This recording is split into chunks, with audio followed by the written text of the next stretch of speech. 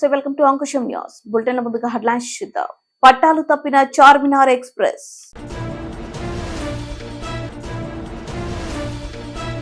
Ticket రాకపోతే 30 నుంచి 40 కోట్లు మిగిలినట్లే దగ్గుబాటి వెంకటేశ్వరరావు మాజీ మంత్రి.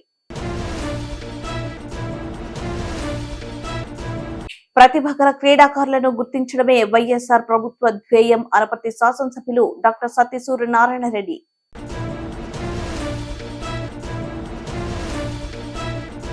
సీఎం వైఎస్ జగన్ ను కలిసిన ఎంపీ కేశినేని నాని.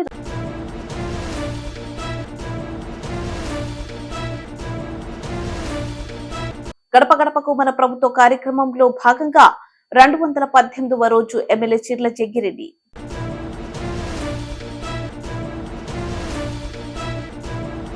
పాకాలలో పలు అభివృద్ధి కార్యక్రమాల్లో తూడా chairman Chevireddy Mohit Reddy.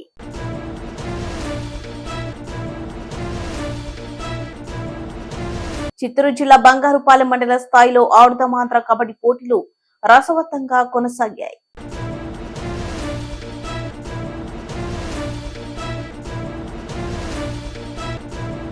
గద్దర్కు deputy CM Bhatti Vikramarka నివాళులు.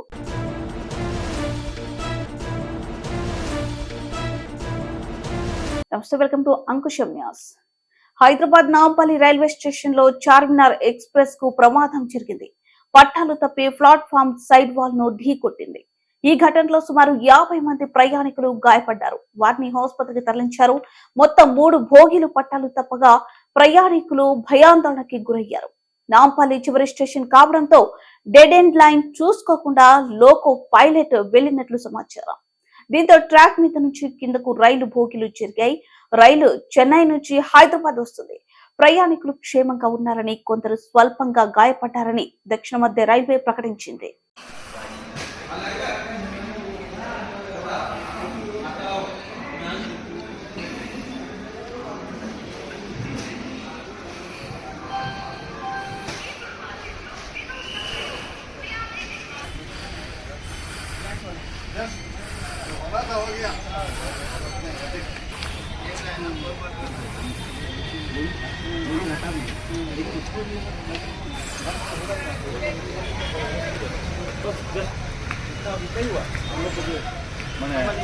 हाँ बस इससे हम लोग बस बैठे बस ड्यूटी से उतर रहा हैंड ओवर कर रहा हूँ.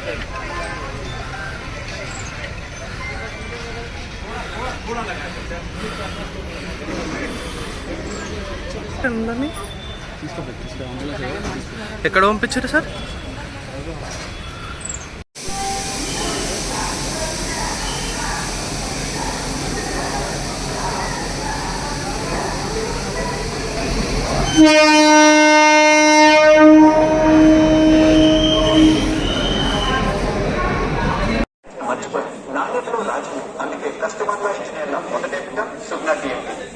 దయచేసి వినండి. రైలు నంబర్ 4715 హైదరాబాద్ నుండి లింగంపల్లి వెళ్లవలసిన MTS 3వ నంబరు ప్లాట్ఫామ్ పై ఉన్నది. యాత్రికుల బారు సంఖ్య 4705 हैदराबाद से लिंगमपल्ली तक जाने वाली MTS प्लेटफॉर्म क्रमांक 3 पर खड़ी है. For the fast attention of passenger, train number 47105 from Hyderabad to Lingampalli MTS on platform number 3.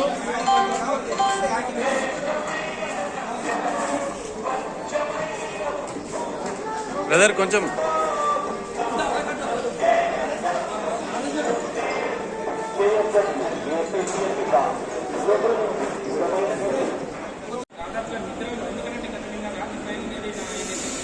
Charminar express ఈరోజు ఉదయం 8 గంటల 40 నిమిషాలకు నాంపల్లి స్టేషన్కి వచ్చింది. మనం స్క్రీన్లో కూడా చూడవచ్చు. చార్మినార్ ఎక్స్ప్రెస్ దాంట్లో వచ్చిన క్షతగాత్రులను అయితే ఇప్పటికే లాలాగూడ హాస్పిటల్కి తరలించారు. మనం దాదాపుగా అసలు ఎంతమంది క్షతగాత్రులు ఉన్నారు, ఎవరు ఉన్నారు అనేసి మనం ప్రయత్నిస్తున్నా కూడా పోలీసులు మాత్రం మనల్ని అసలు అక్కడ రిజల్ట్స్ మనం కొంతమంది చూడొచ్చు. అక్కడికంటే కొంతమందికి అయితే బ్లడ్ల నుంచి చాలా మనం రిజల్ట్స్లో చూసుకున్నట్లు కూడా, ఎందుకంటే చాలా బ్లడ్ కారడం కావచ్చు, కొంతమంది చెయ్యి కూడా ఇరిగిందనేసి సమాచారం అయితే ఒక్కొక్కరుగా ఇప్పటికే నాంపల్లి స్టేషన్కి చేరుకుంటున్నారు. ఆ అధికారులు మనం ప్రస్తుతం మరో కొంతమంది అధికారులు కూడా వాళ్ళు గమనిస్తున్నారు అక్కడ ఏం జరిగింది, ఎలా జరిగింది అనే అంశం పైన కూడా మనం స్క్రీన్ మీద చూసినట్టయితే అధికారులు ఇప్పటికీ వాళ్ళు ఫోటో చూస్తే అసలు ఆ భోగి ఎలా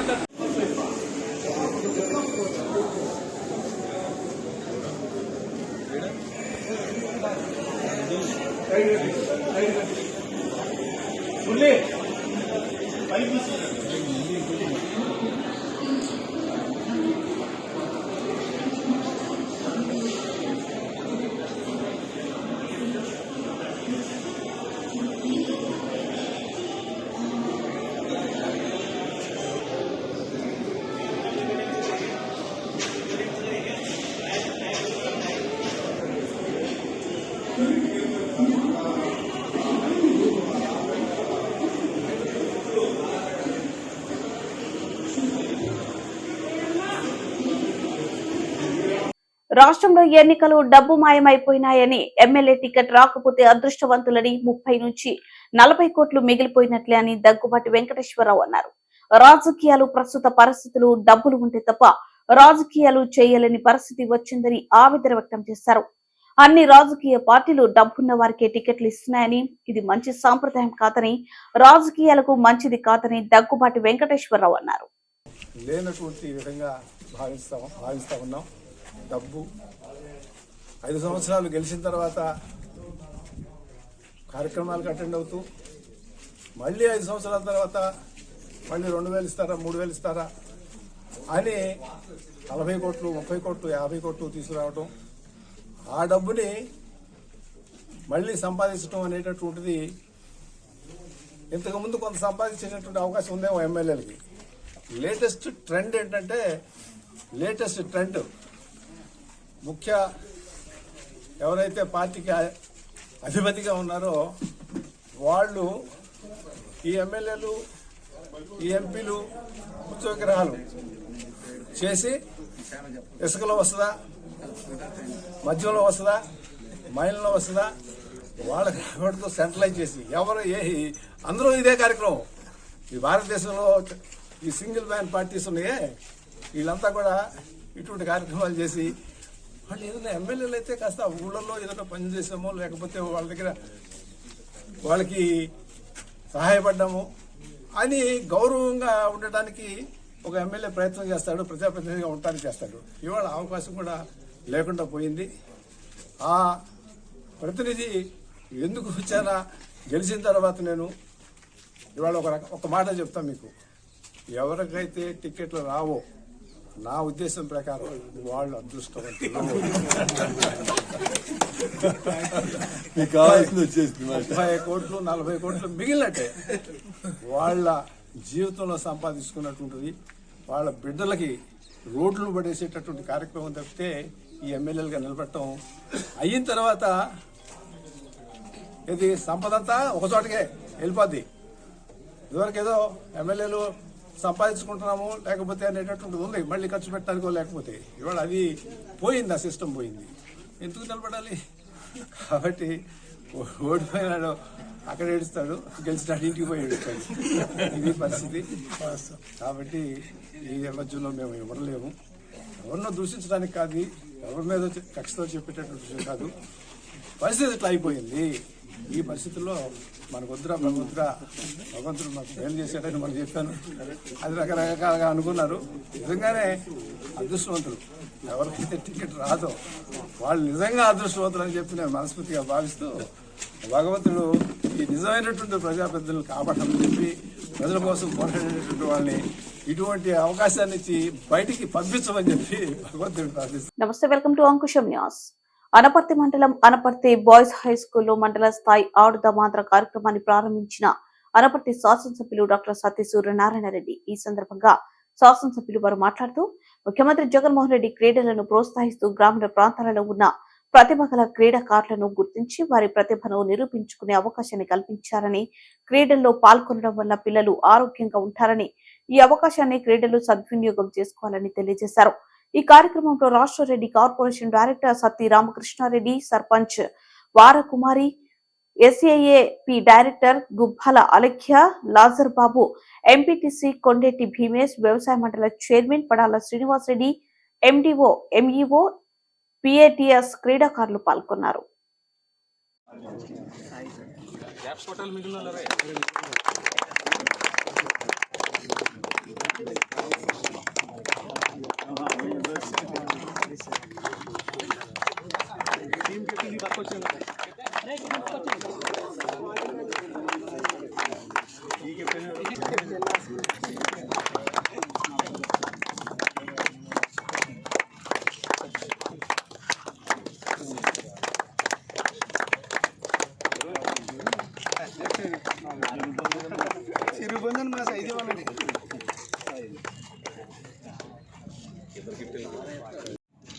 గతంలో ఎప్పుడూ లేని విధంగా మరి జగన్మోహన్ రెడ్డి గారు ముఖ్యమంత్రి అయిన తర్వాత గ్రామీణ ప్రాంతాల్లో క్రీడలను ప్రోత్సహించాలి, అదేవిధంగా క్రీడాకారుల యొక్క ప్రతిభను గుర్తించాలనే ఉద్దేశంతో ముందుగా గ్రామ స్థాయిలోను సచివాలయ స్థాయి, తర్వాత మండల స్థాయి, నియోజకవర్గ స్థాయి ఈ క్రీడలు కండక్ట్ చేయడమే కాకుండా వాటికి మంచి ప్రైజ్ అమౌంట్ కూడా మరి అనౌన్స్ చేయడం జరిగింది. ముఖ్యంగా మరి క్రీడాకారులందరూ కూడా తమ క్రీడల్ని ప్రదర్శించుకునే అవకాశం ఈ సందర్భంగా లభించిందని తెలియజేస్తూ మీరందరూ కూడా మరి ఇందులో పాల్గొంటున్నారు. మరి మన ప్రాంతంలో ఇప్పటికే మరి ఆల్రెడీ మండల స్థాయిలో వచ్చారు, నియోజకవర్గ స్థాయిలో కూడా మరి ఫస్ట్, సెకండ్, థర్డ్ 3 ఉన్నాయి కదండి, 3 ప్రైజులు ఉన్నాయి కదా, 3 ప్రైజుల్లోనూ కూడా ఇవి సాధించిన వాళ్ళు తప్పనిసరిగా జిల్లా స్థాయి, రాష్ట్ర స్థాయి పోటీల్లో కూడా మన ప్రతిభను కనపరచాలని అందరినీ కూడా మరి కోరుకుంటూ మీ అందరికీ కూడా బెస్ట్ విషెస్ చెప్తున్నాను. సీఎం వైఎస్ జగన్ ను కలిసిన ఎంపీ కేశినేని నాని రాష్ట్ర ముఖ్యమంత్రి వైఎస్ జగన్మోహన్ రెడ్డిని తాడేపల్లిలోని ఆయన క్యాంప్ కార్యాలయంలో విజయవాడ ఎంపీ కేశినేని కలిశారు. విజయవాడ ఎంపీ కేశినేని నాని జగన్ ను కలవడం రాష్ట్ర వ్యాప్తంగా రాజకీయ వర్గాలు విస్తృతంగా చర్చనీయాంశమైంది. నానితో పాటు మాజీ మంత్రి శ్రీనివాస్, అయోధ్య రామిరెడ్డి, దేవినేని అవినాష్ ఉన్నారు.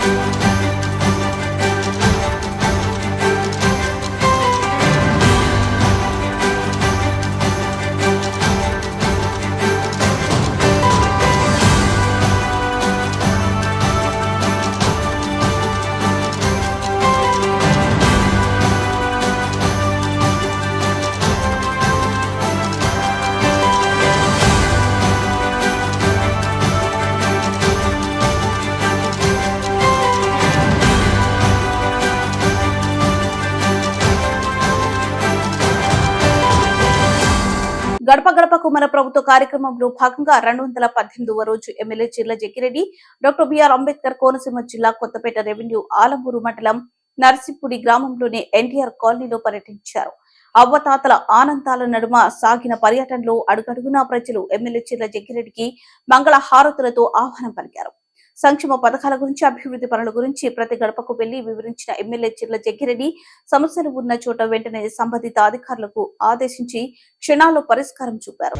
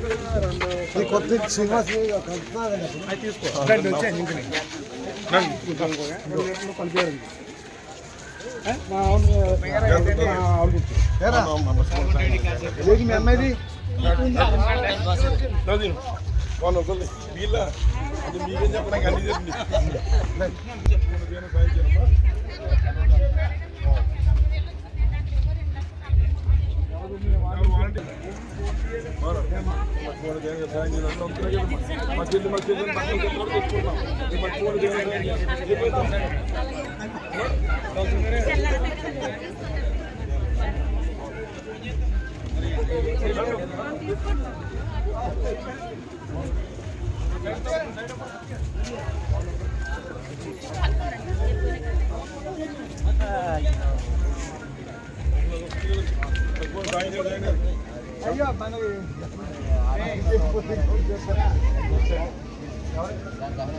అమ్మాయి ఎవరు వాలంటీర్ ఎవరు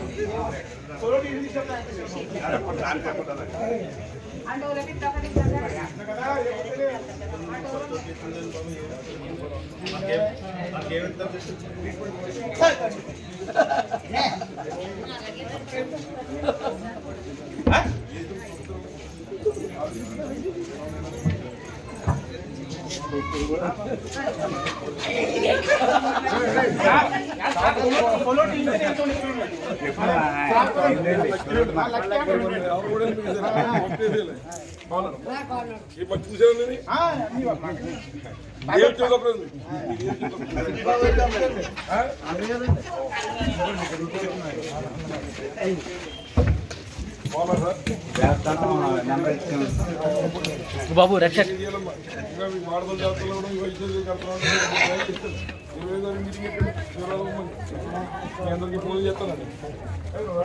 చిత్తూరు జిల్లా బంగారుపాలెం మండల స్థాయిలో ఆడుత మాత్ర కార్యక్రమంలో భాగంగా కబడ్డీ పోటీలు రసవత్తరంగా సాగాయి. ఈ కార్యక్రమంలో భాగంగా ముఖ్య అతిథులుగా MPDO Hariprasad, EOPR D Madhu, PET పాల్గొని వీరిని ఉద్దేశించి ప్రతి ఒక్కరూ మానసికంగా శారీరకంగా ఎదగాలంటే ఆటలు ఒక భాగమేనని, మానసికంగా శారీరకంగా ఎదగాలంటే ఆటలు అవసరమే అన్నారు.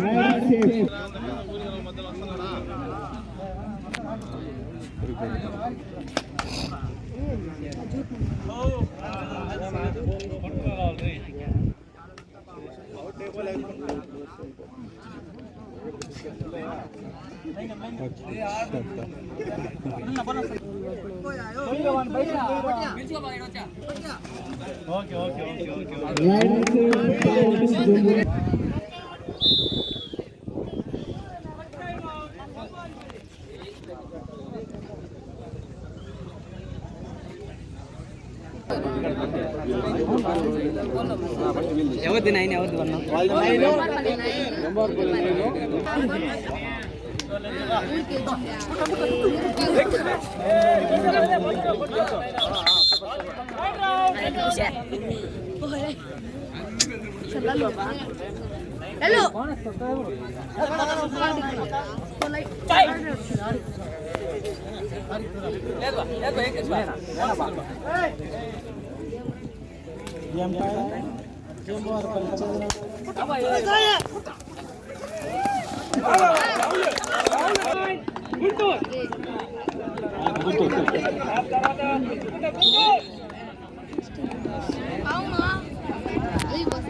నన్ను కూడా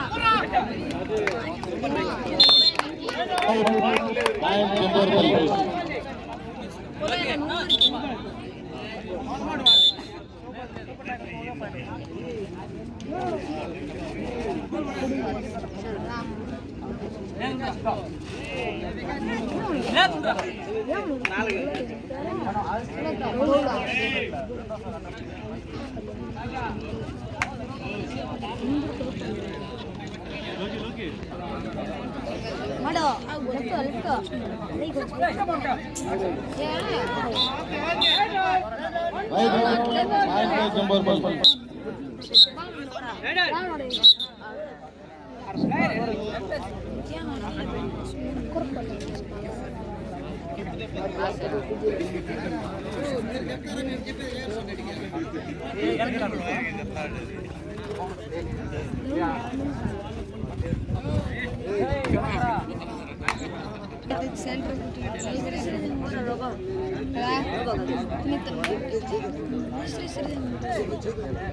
తిరుపతి జిల్లా పాకాల మండలం దామల చెరువు పంచాయతీ మబ్బు నాయనపల్లిలో జరిగిన అభివృద్ధి కార్యక్రమంలో తోడా చైర్మన్ వైఎస్ఆర్ కాంగ్రెస్ పార్టీ చంద్రగిరి నియోజకవర్గం 2024 ఎమ్మెల్యే అభ్యర్థి చెవిరెడ్డి మోహిత్ రెడ్డి ఆధ్వర్యంలో సమీక్ష సమావేశం నిర్వహించారు. ఈ సమావేశానికి అధికారులు, ఎంపీపీ, జెడ్పీటీసీ, ఎంపీటీసీలు, సర్పంచ్లు, సెక్రటరీలు, సచివాలయ సిబ్బంది, వాలంటీర్లు, వైఎస్ఆర్సీపీ నాయకులు, కార్యకర్తలు పెద్ద సంఖ్యలో పాల్గొన్నారు. ఎప్పుడైతే నాకు చాలా మంది రాజకీయ వ్యక్తులను చూశాను, యువతను ప్రోత్సహించాలి అనేవేళ కానీ ఇంతకు ముందు ఉండేవాళ్ళు అంతా మళ్ళీ వయసైన వాళ్ళకి టికెట్లు ఇచ్చేవాళ్ళు. ఇది జరుగుతూనే వచ్చింది. వచ్చిన వాళ్ళంతా యువతకి ఇవ్వాలి. యువతకి ఎప్పుడు ఇస్తారా అని అందరూ నోరు తెచ్చుకుంటుంటే, ఎప్పుడైతే మన జగన్ అన్న వచ్చాడో యువతకి ఇవ్వాలనుకొని యువతకి కనుక ఇది మనం అంతా మర్చిపోలేని విషయం. మరి మీరు ఈరోజు యువతకు నేను ఇచ్చినాను కదా, మరి మీరు ఏ విధంగా మీ యువత అంతా కలిసి మరి గెలిపించుకోగలుగుతారు అనే ఛాలెంజ్ మీద ఆయన మనకి ఇచ్చున్నారు. కనుక యువత ఈ 3-4 నెలలు నిద్ర మాని ఇంతకు ముందు ఎవరికి రానంత మెజారిటీ మనం తీసుకురావాలని మీ అందరినీ మనస్ఫూర్తిగా కోరుకుంటున్నాను. ఇంకొక విషయం, కడపటగా మంచి చెడును ఈ మనము జన్మించినప్పటి నుంచి మంచి చెడు దీనికి మధ్యనే పోటీ. ఈరోజు ఇక్కడ మనం ఎందుకు చేరినామంటే, ఈరోజు మనలో ఉండే మంచిని చూసి కొంతమంది టీడీపీ నుండి ఈరోజు వచ్చి పార్టీలో చేరుతున్నారంటే ఇక్కడ ఏదో మంచి జరుగుతుంది, మంచి ఉంది కనుక వారు ఈరోజు చేరుతున్నారు. మీ అందరికీ నా ధన్యవాదాలు. ఇదే విధంగా మీరు మంచిని ప్రోత్సహించాలని, మన అందరి యువత యొక్క ఘనతను చాటి చెప్పాలని మీ అందరికీ విన్నవించి ముగిస్తున్నాను.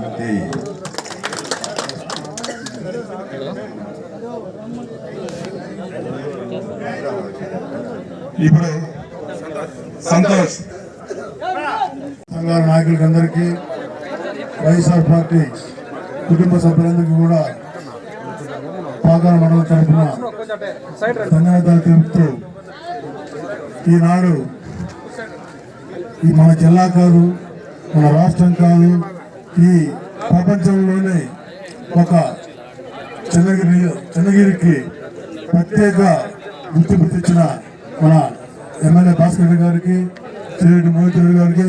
ఎందుకంటే ఎక్కడ చూసినా, ఏ ఊరు చూసినా ఎక్కడైనా సీసీ రోడ్లు, ప్రతి ఒక్క వరకు ఒక డ్రైనేజీలు కానీ ఎక్కడ ఏ విధంగా లేని విధంగా మన చంద్రగిరి కాన్స్టిట్యూషన్ ను ప్రగతి పథంలో నడిపిస్తున్న మన మోహిత్ రెడ్డి గారికి, ఎమ్మెల్యే భాస్కర్ రెడ్డి గారికి ప్రత్యేకంగా మన పాకాల మండలం తరఫున ధన్యవాదాలు అర్పిస్తున్నాం.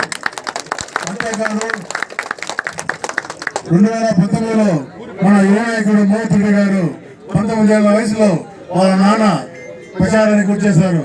ఆనాడు ఎందుకో నా మనసులో ఒకే ఒక మాట అన్నాను నేను, మోహిత్ 2024లో నువ్వు